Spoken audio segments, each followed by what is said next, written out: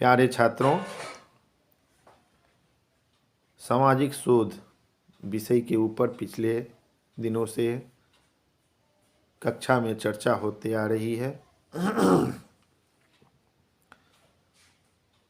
उसी चर्चा को आगे बढ़ाते हुए पंचम चरण के ऊपर आज हम चर्चा करेंगे। समग्र एवं निदर्शन निर्धारण शोध कार्य का 5वां चरण होता है।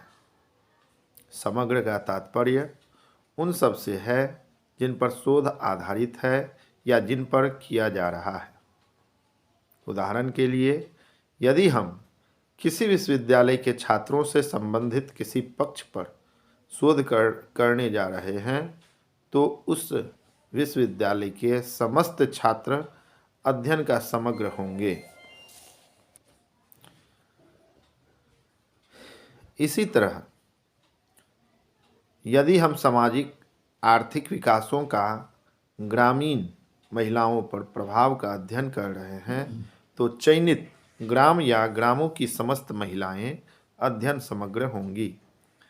चूँकि किसी भी शोध कार्य में समय और साधनों की सीमा होती है और बहुत बड़े और लंबी अवधि के शोध कार्य में सामाजिक तथ्यों के कभी कभी नष्ट होने का भय भी रहता है। इसलिए सामान्यतः छोटे स्तर, जिसको हम माइक्रो कह सकते हैं, कि शोध कार्य को वरीयता दी जाती है। इस तथाकथित छोटे या लघु अध्ययन में भी सभी इकाइयों का अध्ययन संभव नहीं हो पाता है। इसलिए कुछ प्रतिनिधित्वपूर्ण इकाइयों का चयन वैज्ञानिक आधार पर कर लिया जाता है। इसी चुनी हुई इकाइयों से प्राप्त तथ्यों पर आधारित होता है जो संपूर्ण समग्र पर लागू होता है। यहीं अब यंग के शब्दों में कहा जाए तो कह सकते हैं कि एक सांख्यिकीय निदर्शन उस संपूर्ण समूह अथवा योग का एक अति लघु चित्र या क्रॉस सेक्शन है जिससे निदर्शन लिया गया है। समग्र का निर्धारण ही यह तय कर देता है कि आनुभविक अध्ययन किस पर होगा। इसी स्तर पर न केवल अध्ययन इकाइयों का निर्धारण होता है अपितु भौगोलिक क्षेत्र का भी निर्धारण होता है। और भी सरलतम रूप में कहा जाए तो इस स्तर में यह तय हो जाता है कि अध्ययन कहाँ यानी किस क्षेत्र और किन पर यानी समग्र होगा, साथ ही कितनों निदर्शन पर होगा। उल्लेखनीय है कि अक्सर निदर्शन की आवश्यकता पड़ ही जाती है। ऐसी स्थिति में नमूने के तौर पर कुछ इकाइयों का चयन कर उनका अध्ययन कर लिया जाता है। ऐसे नमूने हम दैनिक जीवन में भी प्रायः प्रयोग में लाते हैं। उदाहरण के लिए, चावल खरीदने के लिए पूरे बोरे के चावलों को उलट पुलट कर नहीं देखा जाता अपितु कुछ ही चावल के दानों के आधार पर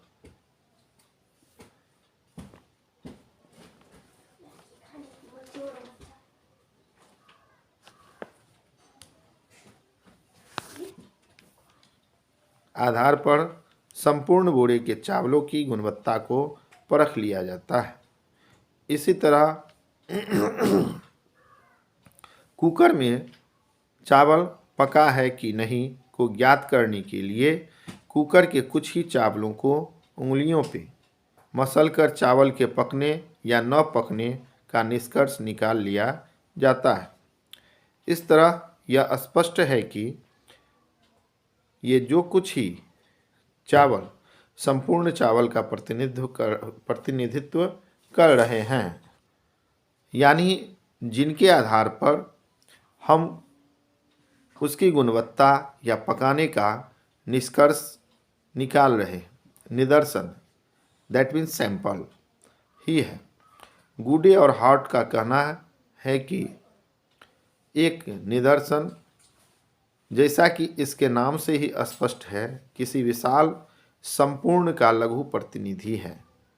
निदर्शन की मोटे तौर पर दो पद्धतियाँ मानी जाती हैं। एक को संभावनात्मक निदर्शन कहते हैं और दूसरी को असंभावनात्मक या संभावनात् रहित निदर्शन। इन दोनों पद्धतियों के अंतर्गत निदर्शन के अनेकों प्रकार प्रचलन में हैं। निदर्शन की जिस किसी भी पद्धति अथवा प्रकार का चयन किया जाए, उसमें विशेष सावधानी अपेक्षित होती है ताकि उचित निदर्शन प्राप्त हो सके। कभी कभी निदर्शन की जरूरत नहीं पड़ती है। इसका मुख्य कारण समग्र का छोटा होना हो सकता है या अन्य कारण भी हो सकते हैं, जैसे संबंधित समग्र या इकाई का आंकड़ा अनुपलब्ध हो, उसके बारे में कुछ पता न हो इत्यादि। ऐसी परिस्थिति में संपूर्ण समग्र का अध्ययन किया जाता है। ऐसा ही जनगणना कार्य में भी किया जाता है।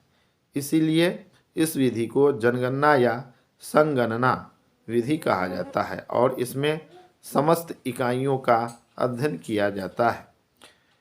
इस तरह यह स्पष्ट है कि सामाजिक शोध में हमेशा निदर्शन लिया ही जाएगा।